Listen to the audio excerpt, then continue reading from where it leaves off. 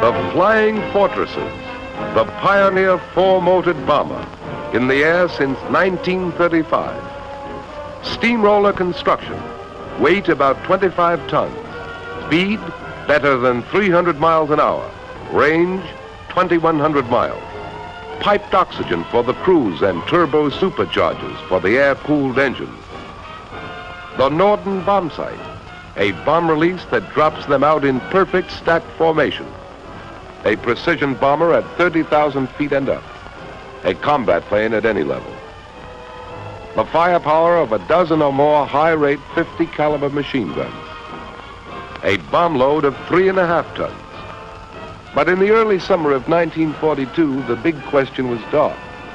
The Fortresses had raked through the Pacific skies from Luzon to Midway. But could they bomb Europe? Could they fly and deliver and get back in broad daylight against the full fury of the enemy? Some of the experts said no. Not enough gunpowder, not enough armor, not enough speed or range or ruggedness. The losses would be too high. Here is a motion picture record of the first all-American Flying Fortress raid over Europe. The men crowd into the operations hut, under the windsock, traditional as the yellow flag of quarantine. This is the briefing, the final how, where, when, and why of the raid. I have your attention, please, gentlemen. The pilots have all checked their crews. Everybody present and accounted for.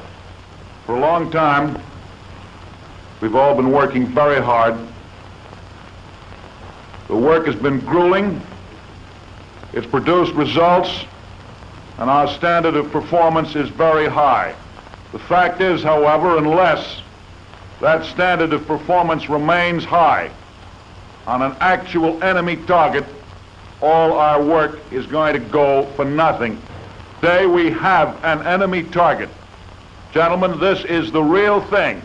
This is the first operational mission we're going on. Now, you've all been issued your maps. You will note that the target is RP9X55. You will find that the recognition of the actual target area, if you follow your maps, will not be a matter of very great difficulty. As you come in from the southwest, you pass a range of rather high hills, ending in a knob of rock which sticks up quite a considerable distance. You will note that to the left of the knob as you approach, and not very many miles away, is a lake. You progress past that lake, and you will pick up the area of the town without very much difficulty.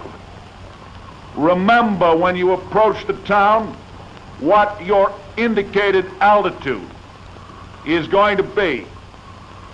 Remember that you are not to go below that indicated altitude. Now, as you approach the area, you're going to run into rather heavy concentrations of flak. That flak has to be watched for. You've got to deal with it as you've been taught to deal with it. We have a time check, please. Gentlemen, it is coming up on 45. I shall count the 5.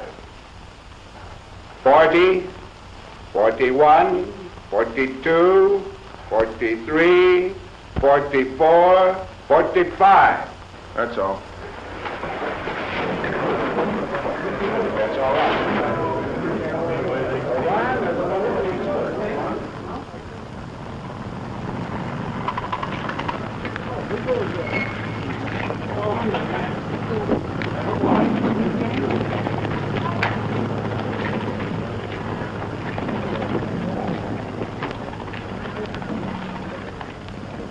Ten men to a ship, the combat team. 10 men blending together like a good jazz band.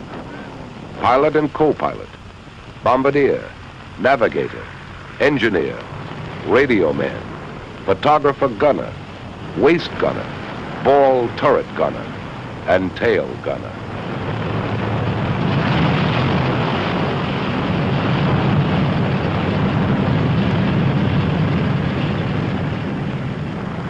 The ground men pull the chocks and the first plane hauls her nose round into the wind.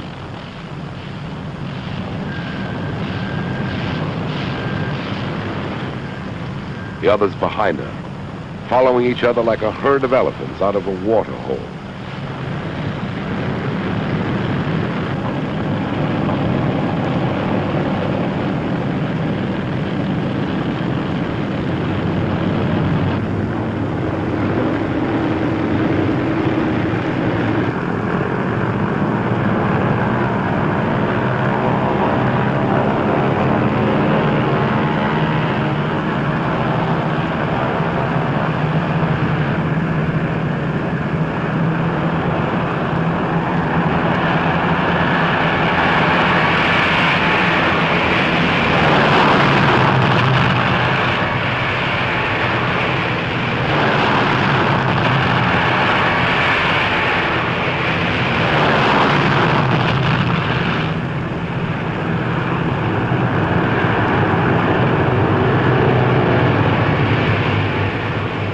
The fortresses seemed to flatten down, gathering way and lift, out toward the continent, out toward the enemy.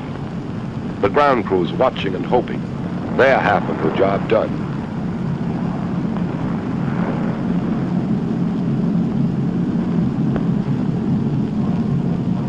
Now the ship's at operating altitude, squared away on course in formation. Keeping station, each plane helps to cover the others. Together they make one round, bristling hedgehog of fire. The pale, glimmering English sun and the English fields checkerboarded below. Americans from Massachusetts, Idaho, and Kentucky, a long, long way from home. The target is Rouen, the railroad yards. They come in from the northeast in tight formation, very high, visible from the ground, and make their bombing run as the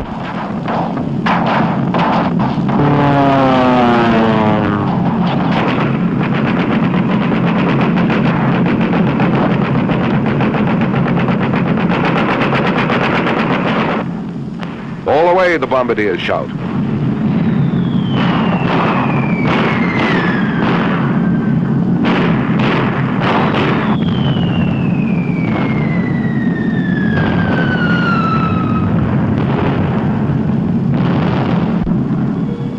They group in elements of 3 for the run home.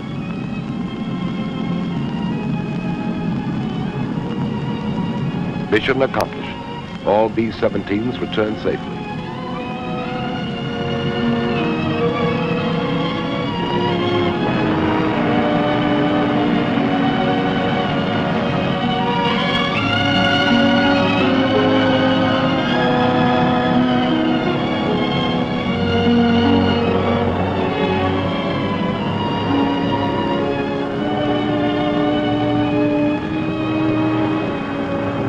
More raids followed.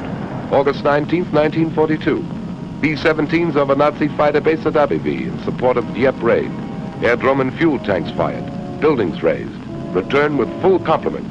Mission accomplished. August 21st, 1942.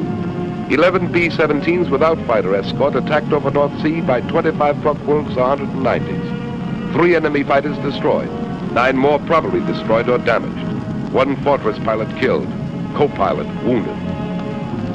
August 27th, September 7th, October 5th. A fortress named Phyllis attacked by 40 Focke-Wulfs, 2 engines out of commission. A third later failed over the channel. 3 shell holes in rudder, 3 more in stabilizers. Controls partly shot away. Landing gear smashed. 200 holes in fuselage, but Phyllis came home. October 10th, more than 500 United Nations planes, 100 or more fortresses bombed locomotive and steel works at Lille. 4 bombers failed to return. American bomber crews credited with at least 48 German planes, probably 38 others, damage to 19 more. Mission accomplished. Mission accomplished. Mission accomplished. In the Philippines, at Midway, in New Guinea, in the Solomons, over France, over Germany, over Italy and North Africa, out over the Pacific and the Indian Ocean, the North Sea and the Mediterranean, America's flying fortresses are blasting new patterns of victory.